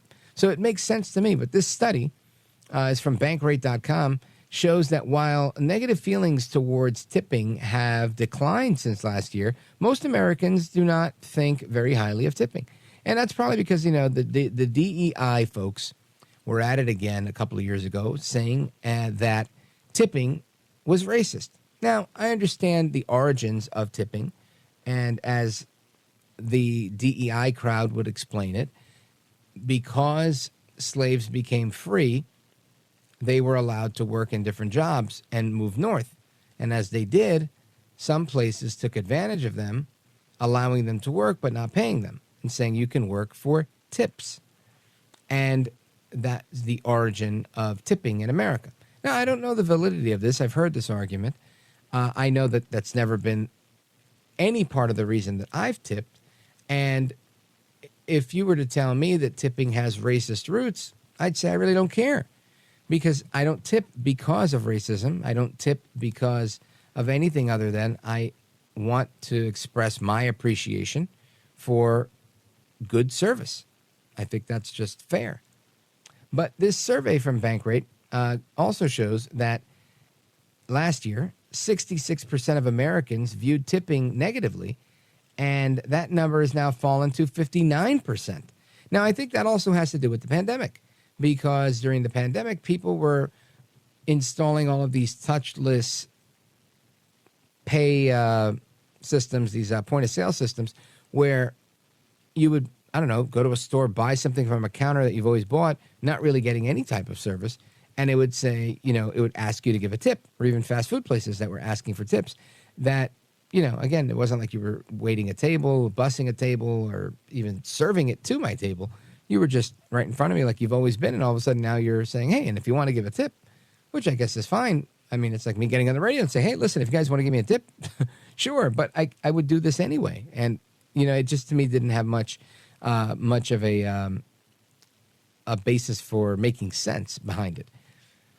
But I think that's part of the reason why people are fed up with tipping is that, people are going to the local convenience store to buy a pack of cigarettes, let's say, and being asked if they want to leave a tip. I think that's kind of crazy. So the study rounds out with this notion that older Americans and women are more likely to always tip, especially at sit-down restaurants. So I want to get your take on tipping. Do you do it? Do you not do it? Do you have a standard tip amount? Do you use like a standard $3, $5, $2? Or do you have a standard percentage amount that you give? Or do you have a standard for going to the barber or hair salon, but a percentage when you go to a restaurant? I want to get your thoughts on this because I really find it interesting. I love to give a good tip. If I'm able to, I'm happy to. But I know that that's not the case. And again, according to this, 60% of Americans think tipping is bad. So give me a call, 833-482-5337, 833-4-Valdez is the phone number to give me anything, crazy tipping stories. I want to hear it all. Plus, I'm going to get to your calls on all the political stuff we talked about tonight and news of the day. We've got Trump. we've got Biden, we've got immigration, you name it. There's so much to talk about. Don't go anywhere, folks. I'm Rich Valdez, coming right back. This is America at Night with Rich Valdez. Call now, 833-4-VALDEZ. That's 833-482-5337. 833-4-VALDEZ. That's Valdez with an S.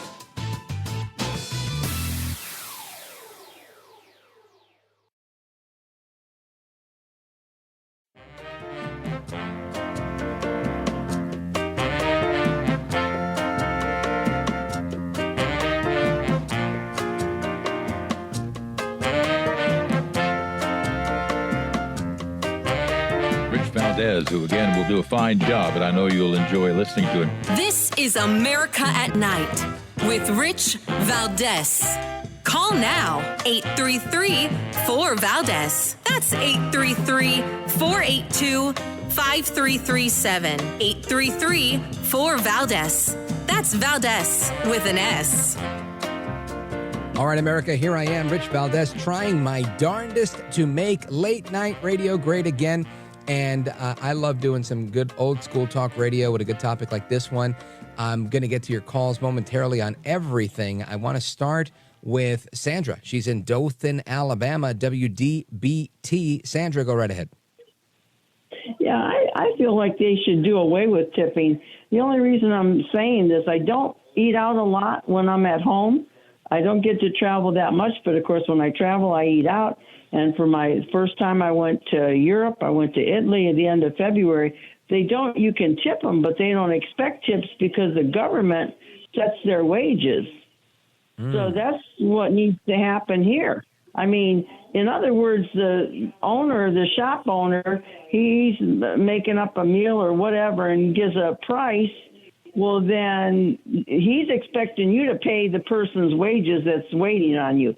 If I go for coffee out and I walk into a place and I order a cup of coffee, usually I throw my change in the tip jar. Yeah. When I get my hair cut, which I don't get it colored, just cut, it's $13. It's a walk-in place, and I give the girl $5 that cuts my hair. Got it.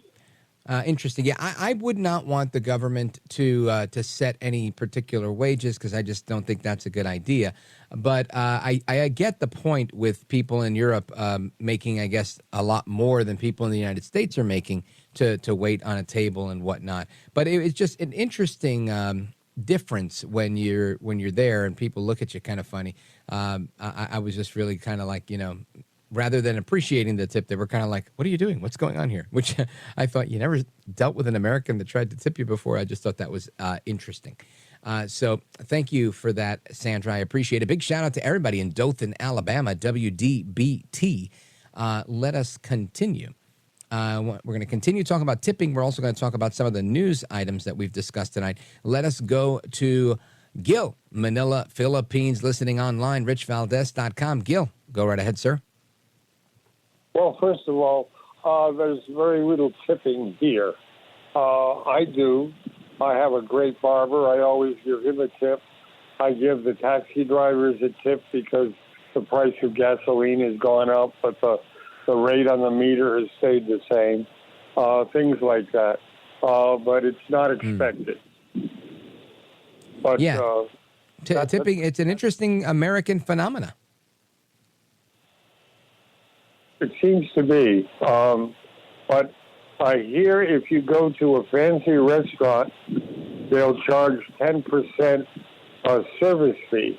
Right, service fee or a built-in gratuity fee. Right, but that's at a fancy place. But that's not really why I call. First of all, this country here in the Philippines is becoming the linchpin of the Pacific. Two things interesting have happened in the last couple of days. It was announced on the internet that the U.S. Marines has opened a drone base here in the range of China, being operated by the U.S. Marines. Okay. Secondly, a couple of days ago, Ukrainian President Zelensky visited here. I don't know if you saw that on the internet. No, And, I did not. He's going to establish an embassy here, and he wants help from the Philippines to provide him with healthcare professionals, so he can free up the healthcare professionals he has in the private sector to you work in the military. That's the first step. So, but he made a special trip here, and they'll be opening an embassy here, Ukraine, forthwith. But the thing that I wanted to mention is the new law in Louisiana mandating surgical castration for children. Yes. You saw that, right? Yeah, and I've seen it proposed in other places too. Good for them. Yeah, well, I was thinking, maybe HBO could make a television series about that, and they could call it The Sopranos. You got me. You got me with a mouthful of coffee on that one. And you don't always get me. It usually goes over my head. Gil, thank you for the call and for the humor. I always appreciate that. And again, you're right. This taking a strong stance against child predators, I think, is very important. And the name of the show, very funny, The Sopranos. I think that's a good one. Let me see. Where can I go? Let's go to Chicago, Illinois, WGN. Diane, go right ahead quickly.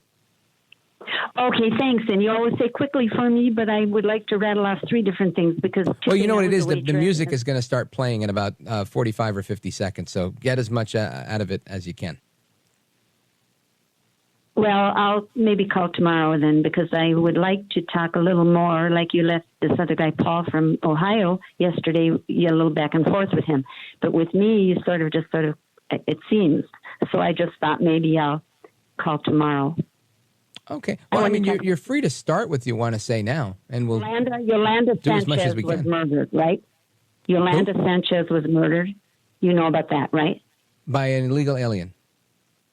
No, the cartels in Mexico. She was a mayor. Yeah, no, I'm So that's confusing it with important. a different story.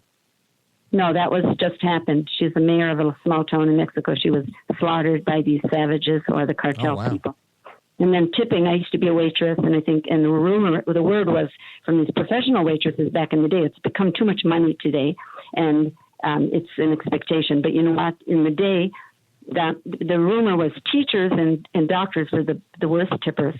And then I want to say Mr. Trump should concentrate on issues only and forget about the Sleepy Joe and forget about whatever the Wall Street Journal. That's not important. The public wants issues, and that's it. Crime, the migrants, the voter ID especially, okay? That's my thing. I agree with that. Thank you for letting me talk. Sure, Okay, Dan. thank you. Now, before I have a few seconds left, I just wanted to know, what did you say about waitresses and professional waitresses? You're saying that they're not expecting tips? No, when I was a waitress, it wasn't a big job that everybody wanted, and it became all moneyed. But back in the day, the more professional waiters believed that, Right. No, I get it. You can make a lot of money. Folks, we're coming right back. Diana, Chicago, thank you. Don't go anywhere. Rich Valdez.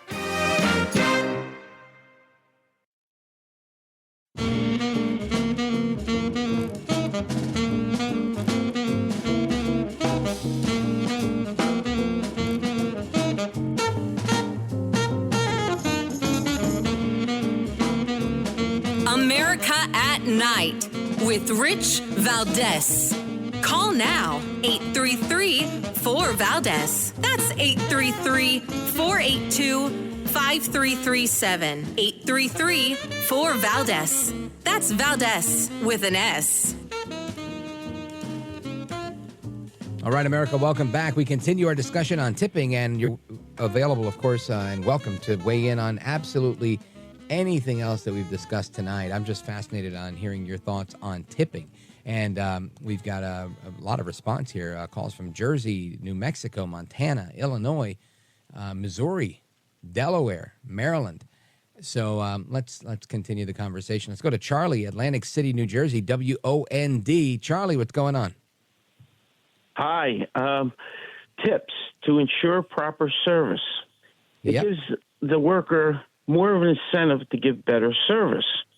There's places in the United States that don't have it. The service, I hear, is not as good. That is one thing. Also, I'm going to tie it into the basis of America.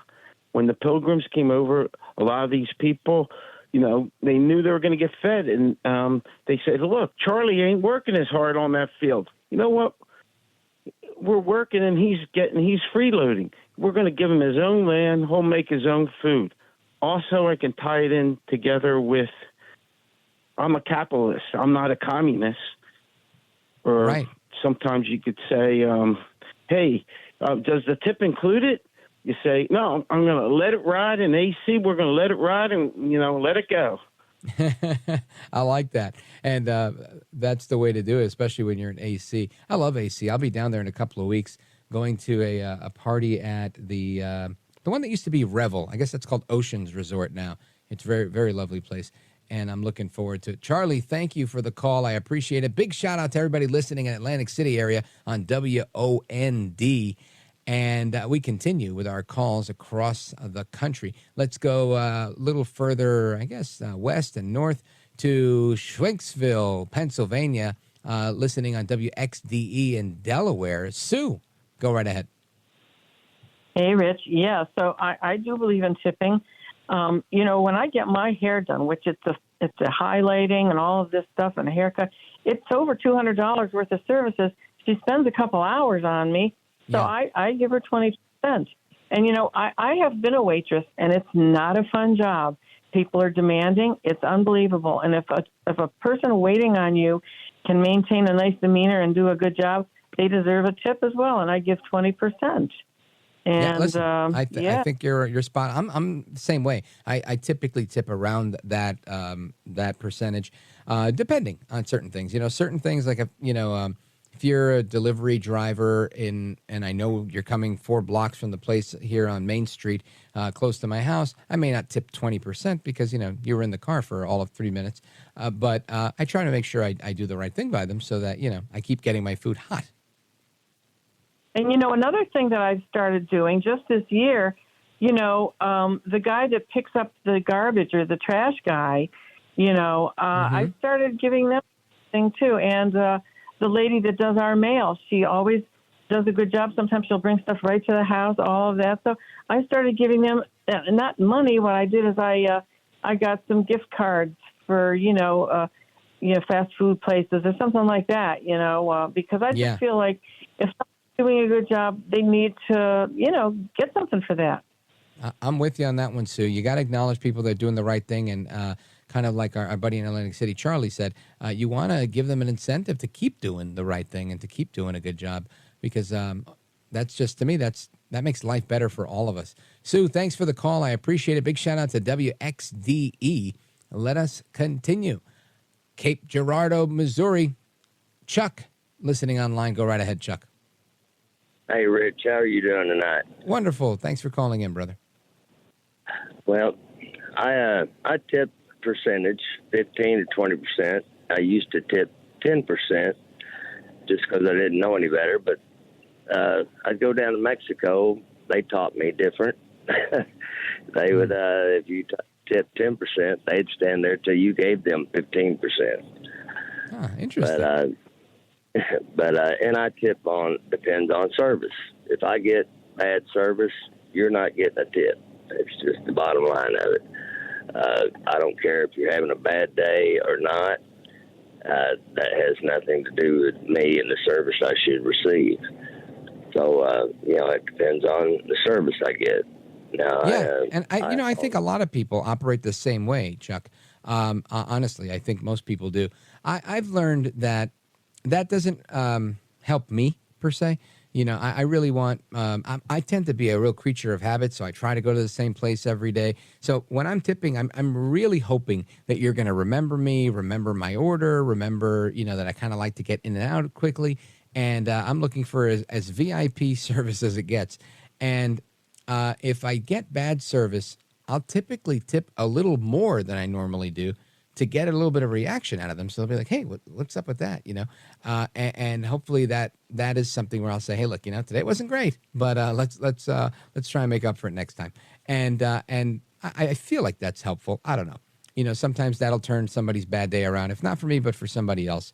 As God provides, I try to be the best tipper I can be. I try. I'm sure there's days where I didn't have cash on me, or it didn't work out right. But for the most part, that's the plan. And I agree with you.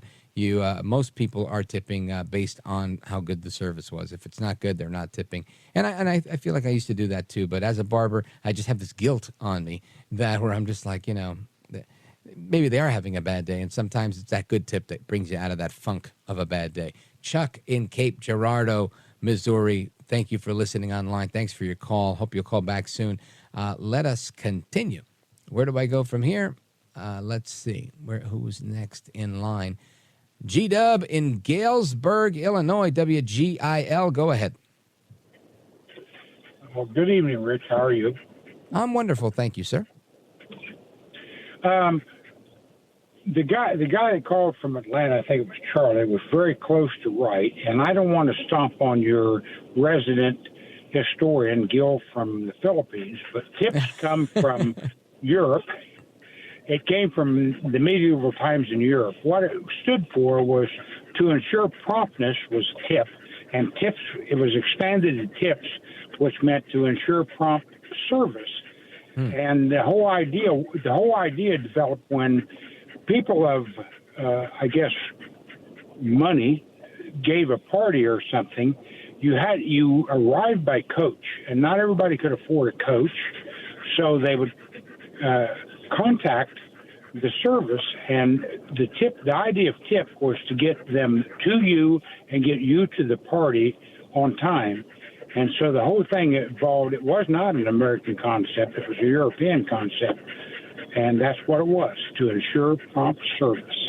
Look at that. Yeah, and I've seen an article suggesting as such that this was in the early 1800s and came from Europe. It was a professor at Columbia Business School, is what the article I'm looking at says, that brought this about from Europe. And interesting, and helps me to sleep better at night, knowing that I'm not contributing to the racist roots of America by giving a tip like some on the DEI side of the fence tend to suggest.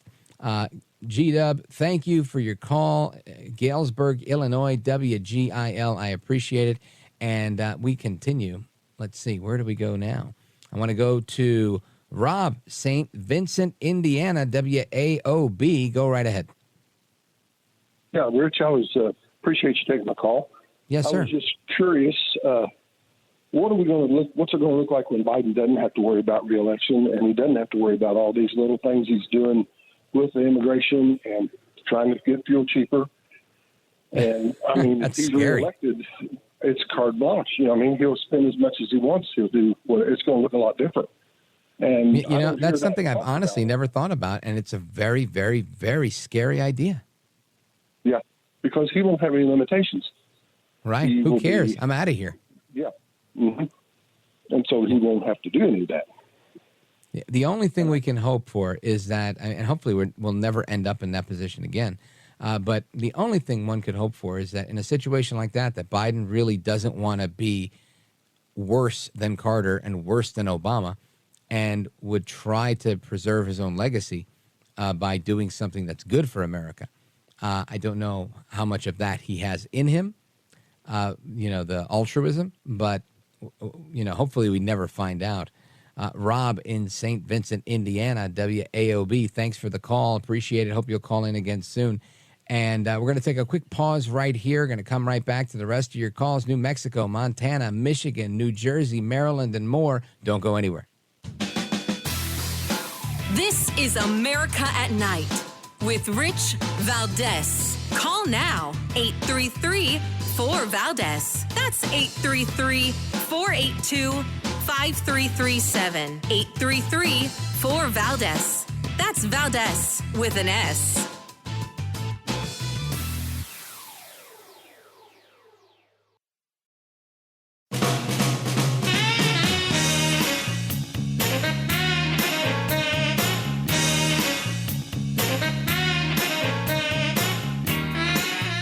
voted best head of hair in live late night radio 6 years in a row. It's Rich Valdez. All right, amigos, welcome back. Rich Valdez with you till 1 a.m. Eastern. That means not that much time. And we're talking about tipping. We're talking about Biden. We're talking about Trump and everything going on in America at night. I want to go to Cumberland, Maryland, WCBC, and check in with Frank. Frank, go right ahead. There are plenty of intelligent, competent young people in the Democratic Party. Why couldn't they have chosen a better candidate than Joe Biden? He had plagiarism in his background. He had an undistinguished record in Congress. He might have probably had family dysfunction. Why did they choose him when there are so many other good ones to choose from? It's an excellent question. And one, honestly, I don't know that I have an answer for, but I do remember when this went down. I was working in CBS Broadcast Center, 57th Street, Midtown Manhattan. We had relocated there during COVID. And I remember asking this question on the radio. And I had no answer for it because it was the day that Bernie Sanders was ahead, and by that evening, it was announced that Joe Biden had reached a deal, a consensus, and was going to be the presumptive nominee. And I thought to myself, how do we go from Bernie Sanders to Joe Biden, who had, I think at the time, that was his 9th run for president, and he'd never gotten this far. And that was the resounding question. Why would they pick him? And I thought, okay, Bernie Sanders is old, but so is Joe Biden. Bernie Sanders is a kook, but so is Joe Biden, maybe a little bit less of a kook. And I think ultimately it came down to we didn't care who was going to run for president as long as they did what we wanted them to do. By we, I mean the extreme left of the Democrat Party that wanted DEI, that wanted all of these social issues to be at the forefront of everything, to focus on equity, to forget about merit and everything else we've seen. And I think that's why they picked him. They felt like he was the most trustworthy face that they could find, that they couldn't label a communist, at least not right away, like they would have with Bernie Sanders. I don't think he fared well against Trump. I think they felt that Biden could do better against Trump because he could, in large part, just ignore a lot of it and just go, malarkey and blah, blah, blah, because he had that experience. But again, that's all my speculation. I have no clue. Your guess is as good as mine, Frank. And whoever made the choice for Joe Biden, shame on all of you. Frank, big shout out to everybody in WCBC. Let us continue. Where do I want to go? Next one is Jim, Las Cruces, New Mexico, KOBE. Go right ahead. Hi, Rich. If it's counter help at Starbucks, 10%. If it's a sit-down restaurant, 15%. If it's mediocre. If it's reasonably good service, 20%. And if it's very good service, 25%. And if it's a fishing guide gets 30%. Wow. I've never had a fishing guide, but now I know if I ever get one. Thank you, Jim. I appreciate that calculus that you gave us on tipping. And it's actually a pretty good one. I probably won't forget that. Let us continue. Shout out to KOBE, by the way. Let's go to Jason, Danbury, Connecticut on WLAD. Go right ahead, Jason. Hey, how you doing tonight, sir? Wonderful, thank you. Good.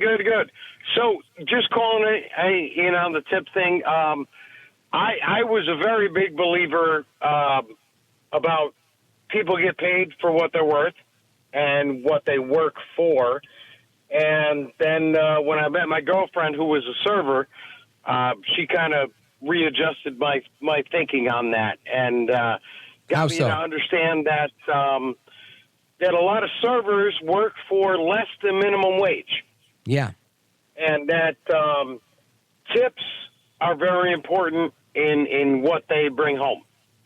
Right. And so from that point on, I have to say to you that at least 20%, if it's good tipping or good service, at least 20%, if not much more than that, because we have to understand that these people in the service industry are getting paid less than minimum wage in most aspects, and they deserve, to be rewarded for good service. Absolutely. Good service is where it's at.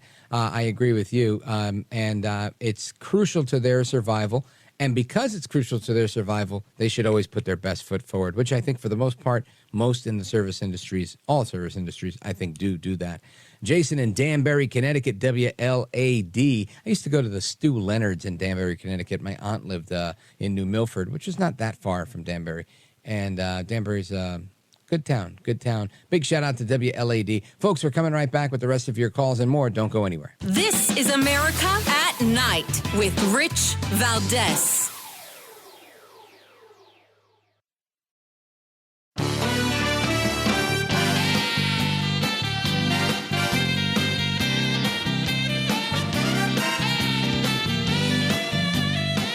This is America at Night with Rich Valdez. All right, amigos, it's the speed round, and I want to go to Galloway, New Jersey, WOND. Check in with Lance. Go right ahead. Hey, good evening, Rich. Rich, real quick, tips.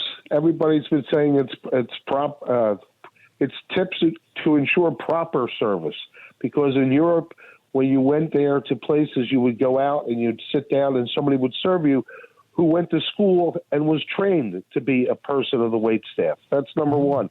Number two, a lot of the places people go to, they don't realize is that it's privately owned or it's a franchise restaurant. But in the casinos or in different hotels, depending on the room service, the store department, even the housemaids, they're all union.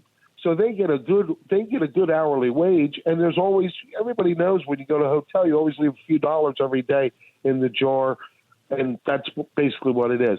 But as a food server getting through college, I always think like you're always under the gun to get the food to the customer and the right food to the right table. So I always think of it as to anticipate and cooperate. Anticipate what the customer wants when he wants it, and cooperate with the people that you help you provide it to them. And always smile and be honest about things. And because the biggest thing about tipping is that you are giving somebody it's not quid pro quo, because a lot of people look at the check and say, oh, look, it's $300 for a party of four. Well, that's $75 or $80, $100 there. And most people can't do that. You go to the ballpark, there's no tip jars when you go get a hot dog. But that's because it's built in, right? It's $64.90. That'll be $87.12. I mean, the amount of money you spend at a ball game is just out there. But Lance, good point. Thank you for the quick history lesson. Big shout out to everybody listening on WOND. I want to go to Jeff in Lansing, Michigan, WILS. Go right ahead. Hey, Rich, and that's Valdez with an S, if I'm not mistaken. That is correct, sir. Hey, listen,